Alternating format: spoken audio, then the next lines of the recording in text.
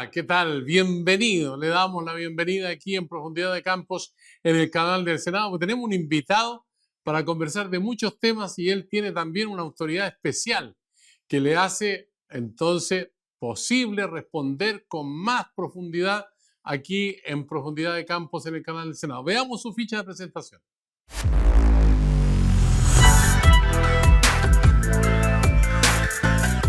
Senador Rodrigo Galilea, representante de la región del Maule, presidente de Renovación Nacional, abogado, 57 años, posee experiencia en el sector privado y público, actualmente integra las comisiones de Constitución, Trabajo, Cultura y Deportes, además de las instancias mixtas de presupuesto.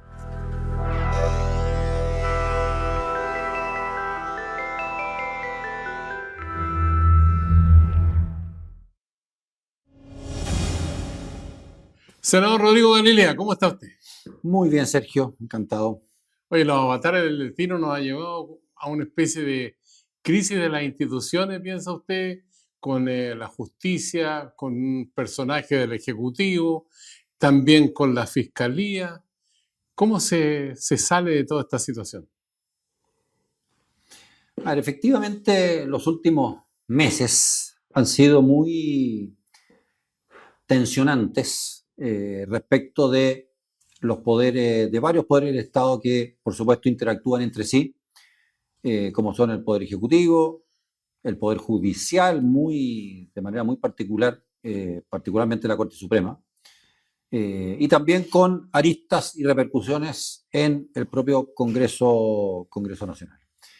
Y por lo tanto, cuando se producen todos estos casos de filtraciones, audios, comportamientos de ministros de la Corte Suprema que no parecen ser los debidos, acusaciones constitucionales de por medio y, de hecho, sanciones a ministros de la Corte Suprema, como es la inhabilidad para ejercer el cargo, efectivamente, y no podemos esconder la situación, es tensionante, pero todo esto se debe resolver y se resuelve, de hecho, aplicando las normas que Chile tiene para, de alguna manera, hacerse cargo de estos problemas.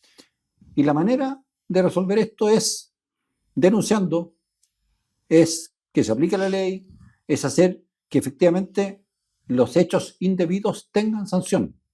Lo que es imposible, vuelvo para atrás, controlar comportamientos indebidos. Pero si es que los comportamientos indebidos son sancionados como corresponde, entonces todos entendemos de que hacer trampa, saltarse la fila o ocupe el nombre que usted quiera, no es bienvenido y que va a tener consecuencias negativas a las personas que actúan mal. Y por lo tanto yo espero que más allá de la tormenta que estamos viviendo por estos días, todo tenga finalmente un proceso y la sanción que corresponda efectivamente aplicada.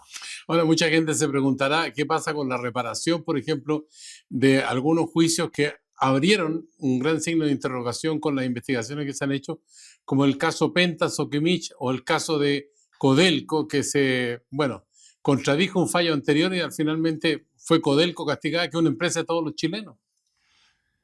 A ver, en estos casos son el caso Codelco con esta empresa bielorrusa, es un caso muy distinto al llamado caso Penta. Son distintas las sanciones y son distintos los efectos que hubo en uno u otro caso. La ley establece procesos, pero también establece plazos máximos de revisión, ¿ya? Cuando uno se entera de algo indebido muy antiguo, bueno, se entera, toma nota, pero muy probablemente ya no hay manera de reparar. Y en eso no hay que ser populista, no hay que hacer promesas indebidas.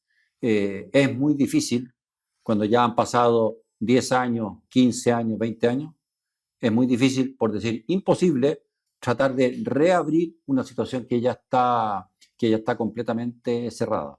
Y por lo mismo, uno tiene que sancionar lo que se puede sancionar. Claro. Tiene que revertir lo que se puede revertir y no pintar un cuadro de situaciones imposibles a esta altura ya de resolver, para que se revisen situaciones que ya por prescripciones Es decir, por tiempo transcurrido ya no sea posible de poder abordar nuevamente. Ahora, el Senado de la República, del que usted forma parte, tiene la responsabilidad de elegir por lo menos a 27 importantes autoridades del país. ¿Es una responsabilidad que debe seguir en manos del Senado o hay que buscar otro camino para evitar situaciones como las que se han producido, donde se nombran algunos ministros en la Corte Suprema especialmente y que terminan en lo que conocemos, acusaciones constitucionales, destituciones y todo eso? A ver, a mí parto un poco más atrás. El Senado efectivamente interviene en nombramientos de muchos importantísimos cargos del país. Todos los ministros de la Corte Suprema es uno de los casos. El Contralor General de la República, quienes integran el directorio del Banco Central. En fin, existe una responsabilidad muy, muy grande en todos ellos. ¿Qué es lo que hemos podido ir resolviendo o descubriendo? Porque esto ocurre así en buena parte de los países que vale la pena mirar. ¿Qué es lo que podemos ir viendo? Que efectivamente se pueden producir problemas particularmente dentro del Poder Judicial. Dentro del Poder Judicial. ¿Por qué? Porque los ministros de la Corte Suprema, a su vez, nombran y tienen una influencia muy, muy importante respecto de los cargos del escalafón que le siguen a ellos. Y por lo tanto, es bastante lógico hacer en esto una modificación. Y que quienes preparan o sugieren las quinas al presidente de la República no sean necesariamente todos los mismos ministros siempre. Porque ahí es donde se produce la presión. Ya. Si usted sabe que estas 10 personas o estas 20 personas son los que van a decidir los nombres, usted siempre va a estar tratando de influir en esas 20 personas. Ahora, pero la pregunta es, ¿siguen los abogados integrantes a su juicio en la legislación que viene? Y por lo tanto, lo que estamos viendo como mejora es que las quinas sean nombradas por gente vinculada al Poder Judicial, pero quienes nombran vayan siendo elegidos por sorteo, cosa de que no haya manera de hacer, entre comillas, lobby para los nombramientos cuando se conforme esa, porque nadie sabe quiénes van a ser los encargados de hacer los nombramientos. Los abogados integrantes es otra institución que tiene una larga trayectoria ya en Chile. ¿Hay que terminar con eso? Que se ha discutido mucho y que yo creo que podemos terminar con ellos si es que hacemos otra cosa previa. ¿Cuál es la cosa previa? Hoy día todos los ministros de Cortes de Apelaciones y ministros de la Corte Suprema ocupan mucha parte de su tiempo en labores que no son hacer justicia, sino que son labores administrativas. Por ejemplo, ministros visitadores de notaría. Eso la verdad que no tiene mayor sentido. Las calificaciones dentro del son mucho, mucho tiempo. Y por tanto, parte de lo que queremos hacer es sacar completamente del área de las labores de los ministros de Corte de Apelaciones y de la Corte Suprema, las labores que no son estrictamente jurisdiccionales, las labores de juez, sacar todo lo administrativo para el lado y de esa manera ellos probablemente van a tener las condiciones de tiempo, o sea, físicas de que les alcance el tiempo para poder hacer y fallar todas las causas que tienen que revisar. En ese caso, si es que logramos resolverlo primero, es muy probable que podamos dar el paso también de o eliminar o minimizar el efecto de abogados integrantes, porque no es tan claro y no existe mucho consenso de que sea beneficioso eso para ejercer efectivamente justicia. Nos queda una colita, ¿no? El cuoteo que ha sido muy criticado en el sentido que primero uno mío, después uno tuyo, uno mío, uno tuyo. No, eso es siempre se dice eso, pero es una especie de simplificación o desfiguración. ¿Qué es lo que le interesa al Senado? ¿No ocurre eso? No, lo que ocurre en el Senado es otra cosa. Y esa es la mirada que se socializa con el presidente de la República. Es que la Corte Suprema, como todo órgano colegiado, tenga una visión amplia de la sociedad. Una visión amplia de la sociedad. Y por lo tanto, nosotros miramos mucho cuál es la preparación, cuál es la trayectoria, viene de provincia o es de Santiago, es especialista en área penal o es especialista en área civil o viene del mundo laboral, tiene un pensamiento de tal tipo o tal otro, y uno lo va viendo a través de la sentencia. Y lo que nos interesa es que finalmente la Corte Suprema tenga una razonable representatividad de lo que se piensa en Chile, pero siempre, siempre bajo un primer filtro, que es que las personas que llegan a la Corte Suprema sean muy destacados, sean muy buenos jueces, conozcan la ley, fallen de acuerdo a la ley y de los méritos que en el propio proceso están establecidos para a la hora de fallar. Senador Galilea, tenemos un invitado que quiere hacerle una pregunta. Vamos a pedirle a nuestro director Andrés Silva que lo ponga en pantalla para que podamos ver qué nos quiere preguntar a usted concretamente. A mí. ¿Cómo estamos, don Sergio? Hola, Rodrigo. Me ha tocado la difícil tarea de hacerte una pregunta. Mira, tú no tenías un perfil muy político, para nada, pero decidiste enfrentar algo muy difícil, que es ser presidente de Renovación Nacional en un país tan convulsionado políticamente como el que estamos viviendo. Me gustaría saber qué es lo que ha sido lo más ingrato para ti en este periodo y cuál ha sido lo más reconfortante para ti como presidente de Renovación Nacional. Clarita la pregunta, pues. ¿Ah? Está buena la pregunta del senador Osandón. Subordinado suyo. El senador Osandón no es subordinado de nadie. Ese es un caballo suelto que anda por los pocheros, así que no acepta rienda. Pero Usted como Maulino sabe mejor de esa especialidad que nadie. he intentado todo tipo de freno, pero no, con el senador Osandón no resulta. Pero no, somos buenos amigos y hemos hecho, creo, un buen equipo con el senador Ascendón, hablando ya en serio. Y la presidencia de los partidos, efectivamente, es un cargo que mucha gente no recomienda, porque uno enfrenta todas las tensiones internas de los partidos. Renovación Nacional es un partido grande y, por tanto, dentro de él hay distintas formas de evaluar situaciones, distintas propuestas, distintas personalidades, distintos intereses, y por lo tanto de ahí surgen muy probablemente tanto los momentos difíciles como también los momentos satisfactorios. ¿Cuáles son los momentos más difíciles? Es cuando los conflictos agudos internos de alguna manera tienen un volumen muy alto y es difícil de resolver, y el clima interno del partido se pone algo ingrato.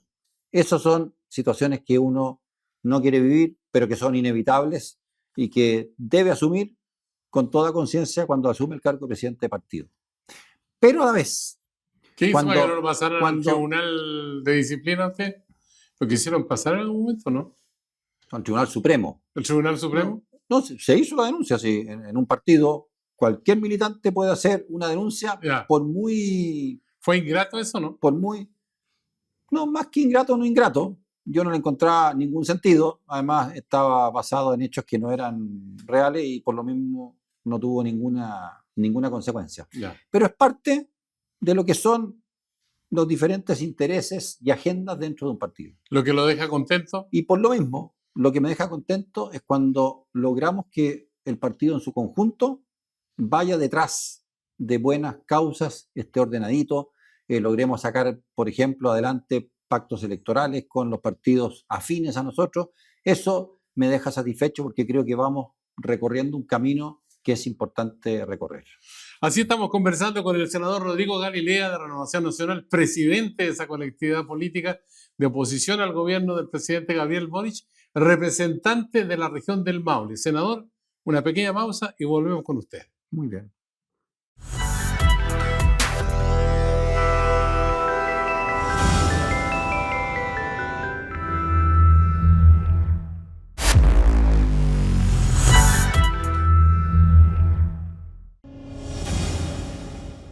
Ya estamos de vuelta con el senador Rodrigo Galilea, presidente de Renovación Nacional.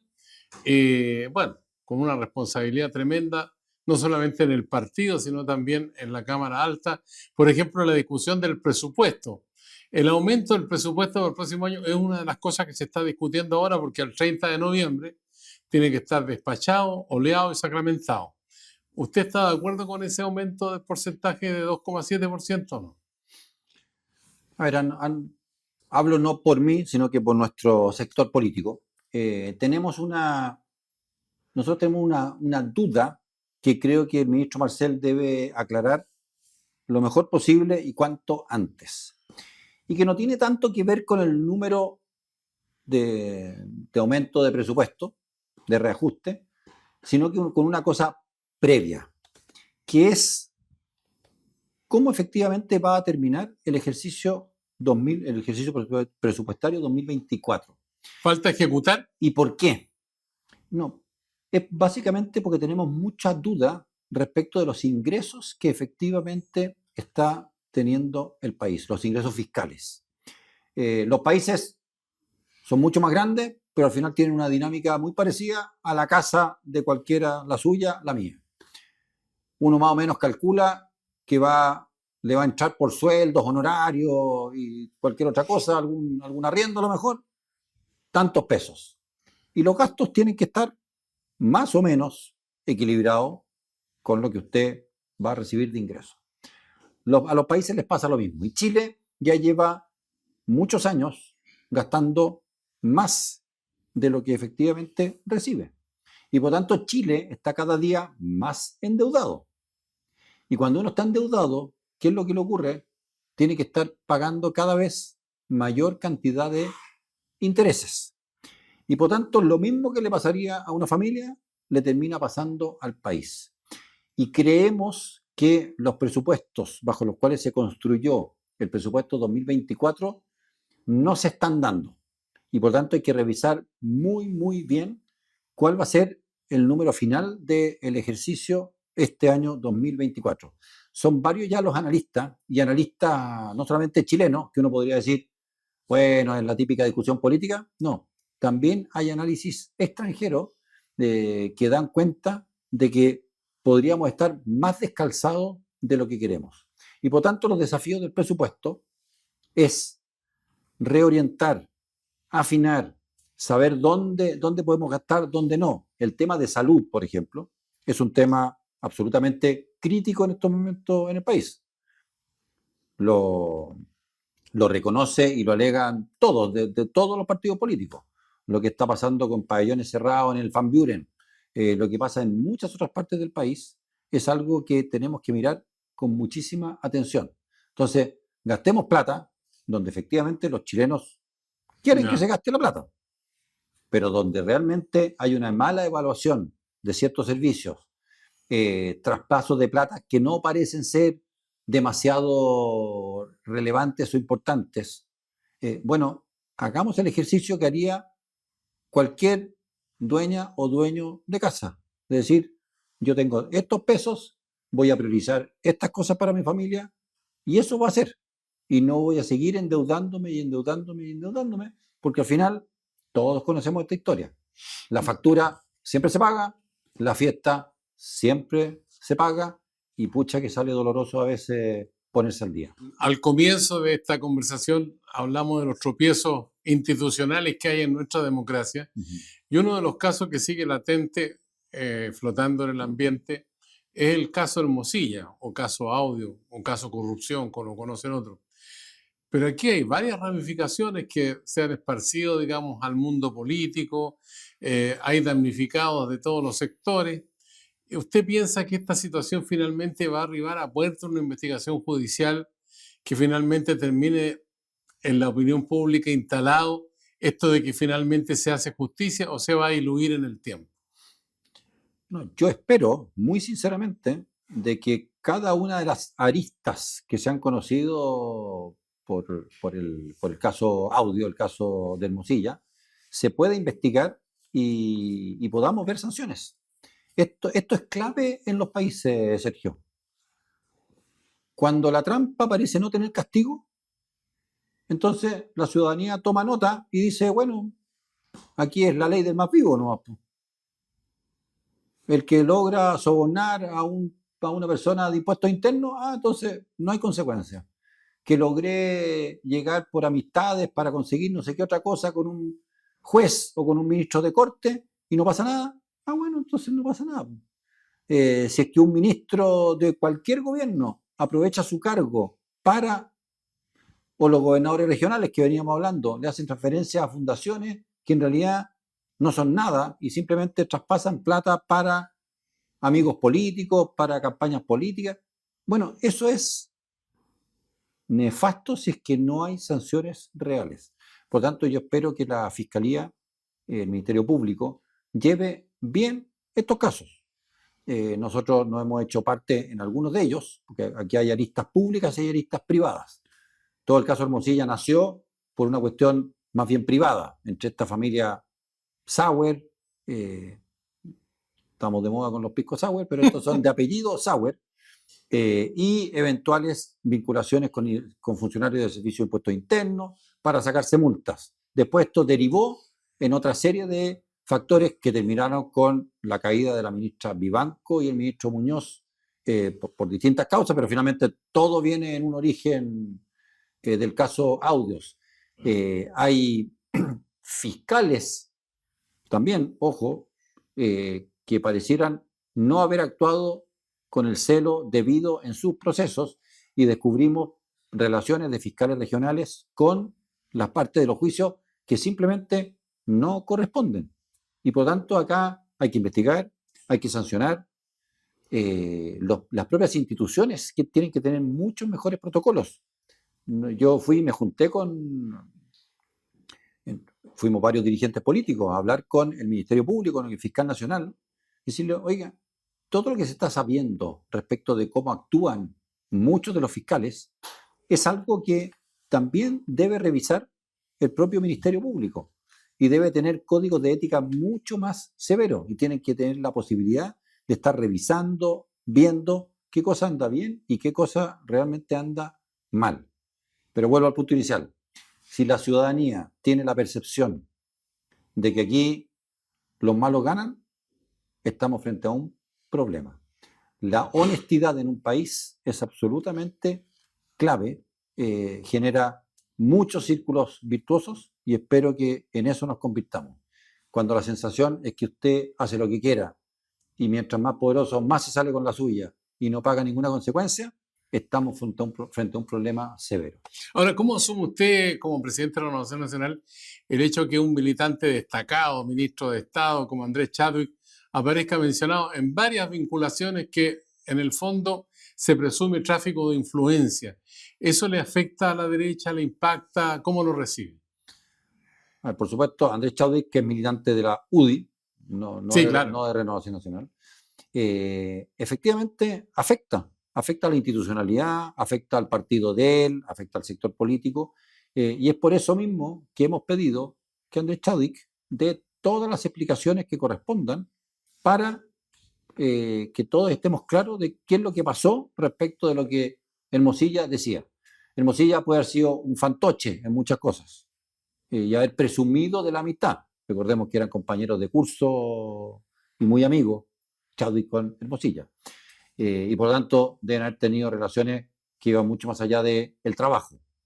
Pero si es que hay indicios de cosas indebidas, Andrés Chadwick debe explicarlas. Su propio partido le ha pedido que las explique.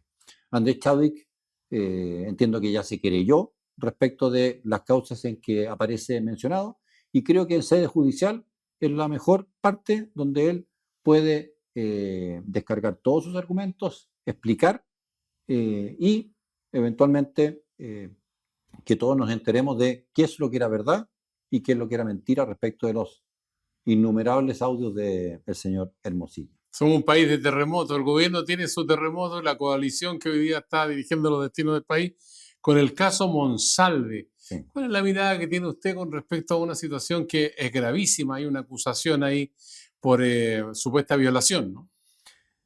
Este es un caso efectivamente extraordinariamente grave. Uno, porque el delito del cual se está acusando a Monsalve no es cualquier delito, es de los más graves que se puede cometer por una persona.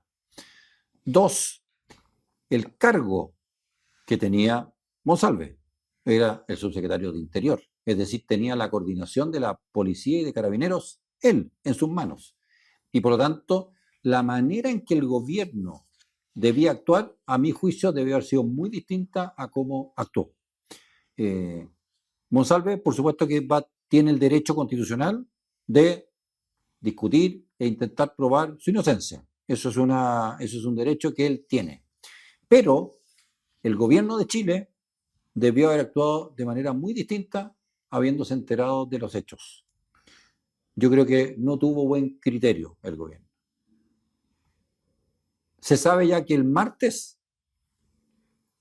el presidente de la República dijo que él ahí se había enterado, la ministra Carolina Toá dijo que ahí se había enterado, pero que también se habían enterado de que Monsalve había ido a revisar las grabaciones del hotel donde había pasado la noche con esta mujer. Ese mismo dato y ese mismo antecedente debió haberlos hecho tomar la decisión de, ¿sabes qué? Esto es de tal gravedad, es de tal magnitud, tú eventualmente cometiste un delito. Si uno no puede ir y pescar grabaciones de un hecho que eventualmente puede inculparlo. Era tal la cantidad de elementos que ya tenían en ese momento que ¿qué es lo que hace una persona de buen criterio, de buen juicio? Decir, Monsalve, usted para el lado, vamos a investigar. ¿Qué es lo que haría, de hecho, cualquier persona en cualquier empresa? Esto es demasiado grave. Tú, además, por tu cargo, no puedes seguir vinculado a la policía, a carabineros, Correcto. porque de alguna manera puede estar influyendo en la investigación del Ministerio Público.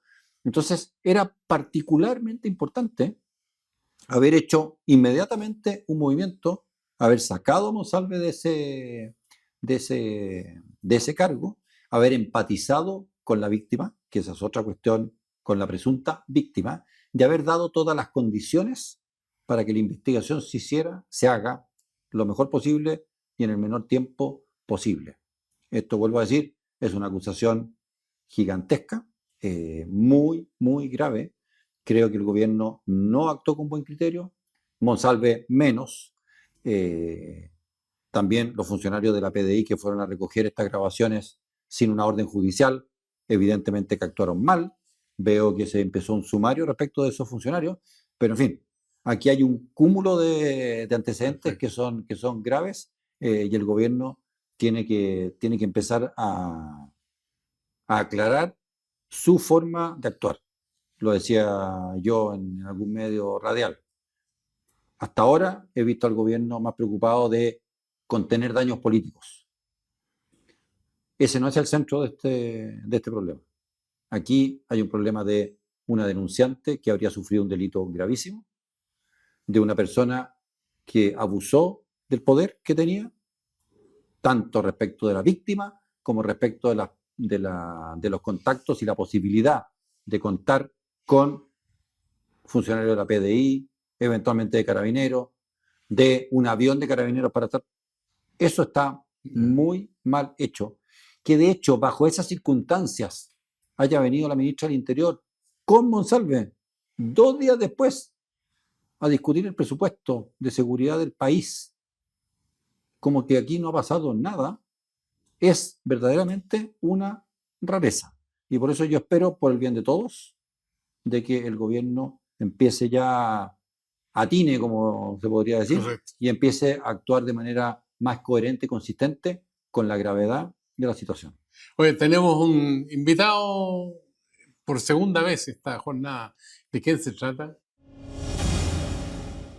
Hola Sergio, hola Rodrigo, gusto saludarlos.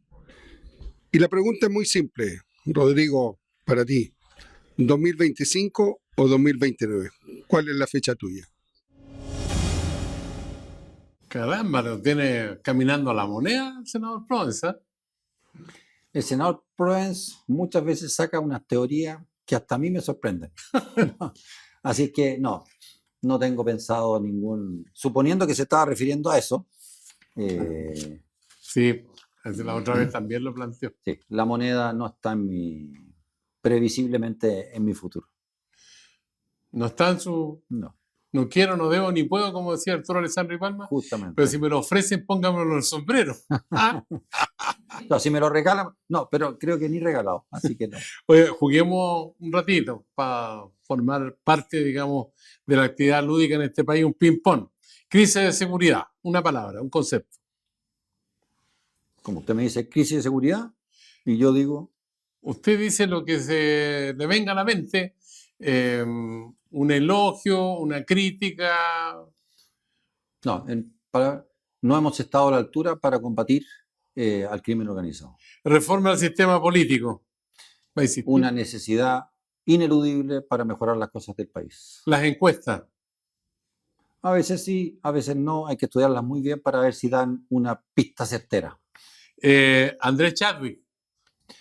Una persona que jugó un rol muy relevante, que hoy día tiene el deber de aclarar sus vínculos con Hermosilla. Venezuela. Un drama por donde se le mire.